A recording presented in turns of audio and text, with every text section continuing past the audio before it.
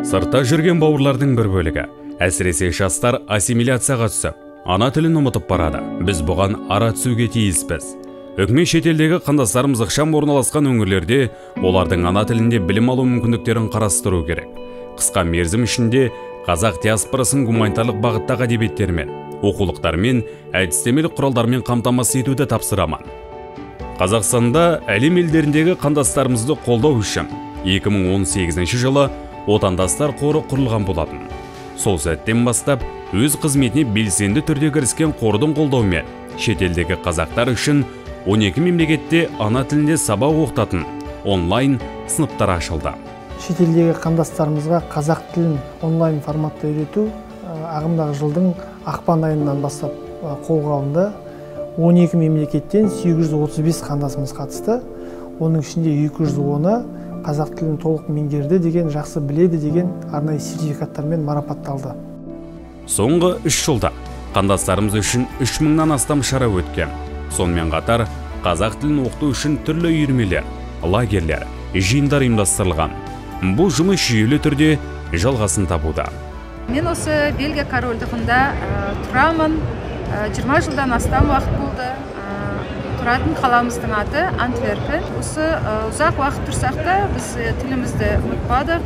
Үйде қазақша сөйлеуге тырысамын. Отандастар қоры онлайн сабақты ұйымдастырды. Біз қазір онлайн қазақ тілімізді үйреніп жатырмыз, балаларымыз да үйреніп жатыр. Отандастар қорының мәліметінше 2020 жылғы 22-28 маусым аралығында алыс жақын шетелдерде тұратын қазақ диаспорасының балалары үшін қазақ тілі мен әдебиеті пәнінен Қазақстан, ата жұртым, қасиетім, ана тілім атты 17-ші халықаралық олимпиада өтті. Шара тұңғыш рет қашықтан ұйымдастырылған. Әлемнің әр елінде тұратын қазақ жастары арасында достық байланыстың орнауына ықпал етуді. Сондай-ақ қазақ диаспорасы өкілдері арасында қазақ тілін меңгерудің маңыздылығын арттыруды көздейді. Осы елбасының қатысуымен өткен дүниежүзілік қазақтардың құрылтайларында қандастарымыз көтерген негізгі мәселелердің біреуі ол жас буынды шетелдегі қазақ тіліне үйрету мәселесі болатын. Өйткені ол жақта басқадай орта болғандықтан тілді ұмытып бара жатқан жастар көп деп біздің қандастарымыз мәселе көтерген болатын. Халықтар зор бәсекелестік жолына түсті. Солардың қатарында бұл үшін біз де қамдануымыз керек. Біріншіден, қазақ тілін латын әліпбиіне көшіру.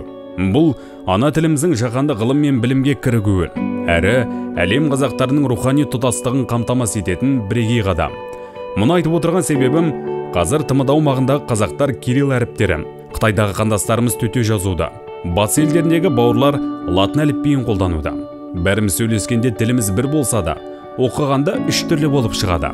Ешбір кедергісіз түсінісетін бір қазақтың баласы бір-бірінің жазуын ұқпайтын күйге жетті. Бұл жер жүзіне тарыдай шашылған қазақтың кейінгі ұрпағын бір-бірінен алшақтатуда. Көп замай бұл олқылықтар бір жола жойылады. Қазақ тілінің латын әліпбиіне көшуі бірлігімізді нығайтып, рухани жақындастыра түседі.